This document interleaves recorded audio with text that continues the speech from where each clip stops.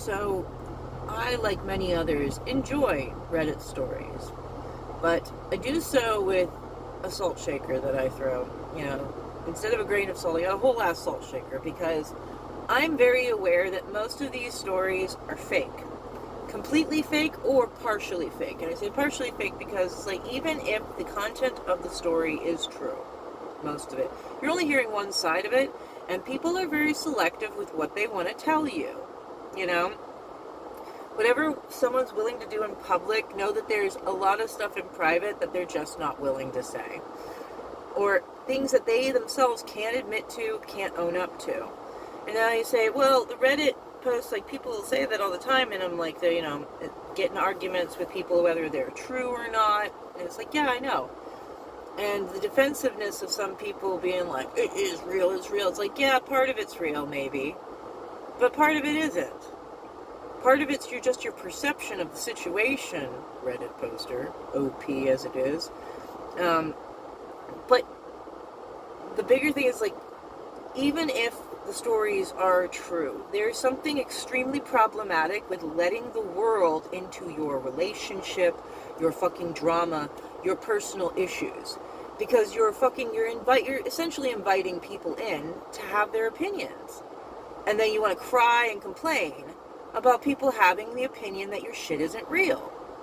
And it's like, I don't know what you want, it's like, it's just like I would say, it's when you have problems and you decide to like, if you're in your relationship, it's usually you and one other person. Some for polyamory, it might be other people, but these are your personal things, and when you let the rest of your family in, even though they're family, you're going to get a lot of fucking unwanted opinions, unnecessary fucking commentary on your personal situation. But you opened the door.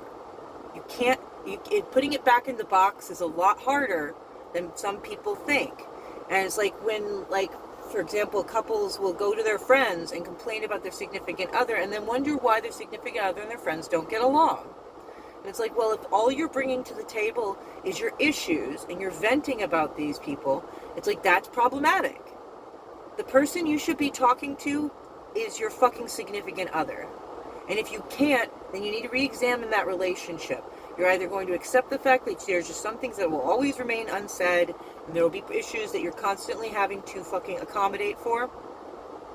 But if you let people in, they're in. Good luck getting them the fuck out. Good luck. There's a reason I do not vent to my family members about issues in my relationship. If I am, it's because I've already talked to my significant other. It's been very fucking, very publicly, and they're going to know. My significant other's going to know, hey, I'm talking to X family member about this. They know about this. I'm going to be as charitable to you as possible, but I need someone to talk to. And not everyone can afford therapy. I get it. Not everyone has a very close network of friends. I, being one of those people, don't have a lot of close friends since I got out of high school and college. It's hard as an adult to maintain friendships past yourself because you got your own stuff, and certain things just aren't for public consumption. And that's your fucking issues.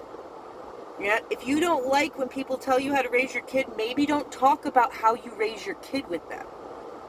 And if you do, you can let them know, it's like, yeah, you can have your opinion, but I'm not going to listen. I'm not necessarily going to be listening or taking that into and putting that into effect. You can feel free to speak your mind, say your piece, but in the end, it's ultimately my decision.